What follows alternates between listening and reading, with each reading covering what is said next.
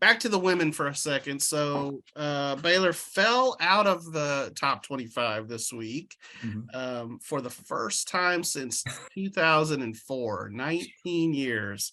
That was a pretty remarkable 365 week run, ranked in the poll.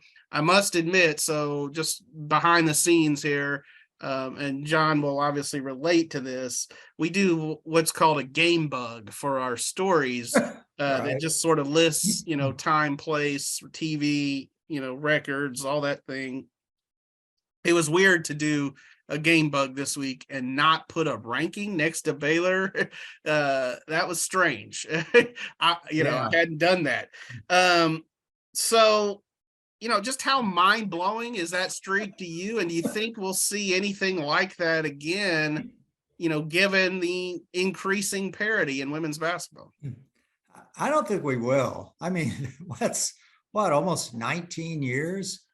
I mean, that's incredible. It really I know UConn and Tennessee women had longer streaks, but I think those days are kind of gone now. And even though women's basketball hasn't reached men's parity, it's definitely gotten a lot better. And and I think programs are just going to have a little, downtime maybe. Coaching changes, can affect that. But yeah, I mean, it's mind-boggling. It really is. So you mentioned Tennessee and UConn. Tennessee's streak was 565 weeks.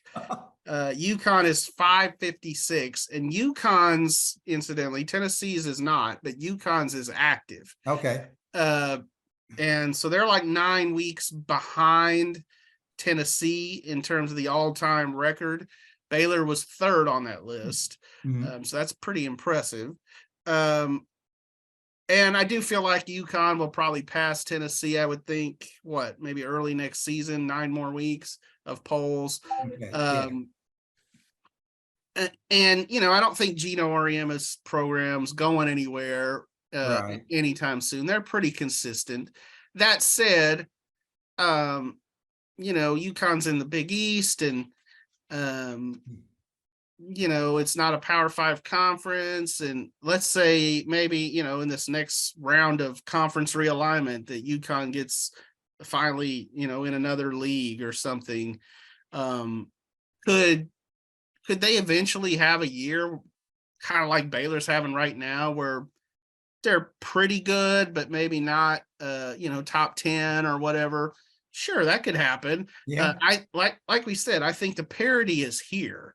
And so certainly it was an incredible run. I wrote it in a column this week.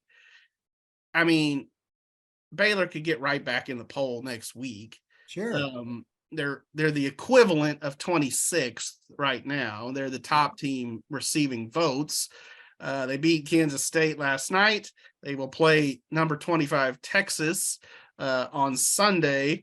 You beat Texas, I would think you're right back in it, Yeah. I mean, so I feel like this team is a top 25 team.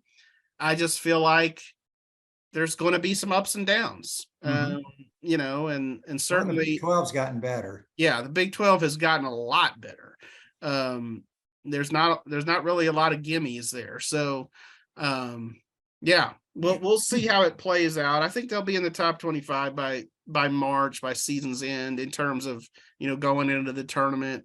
What will really be interesting is if they're in the top 16. They've been, used to hosting in the women's tournament. And so they might have to go on the road, which would be a little bit different, but we'll see. You think they'd go on the road to LSU?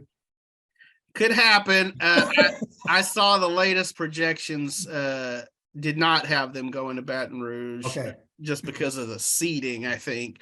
But boy, that would be be a lot. It'd be fun to watch, honestly. So it would for us. Probably less so for Nikki and Kim.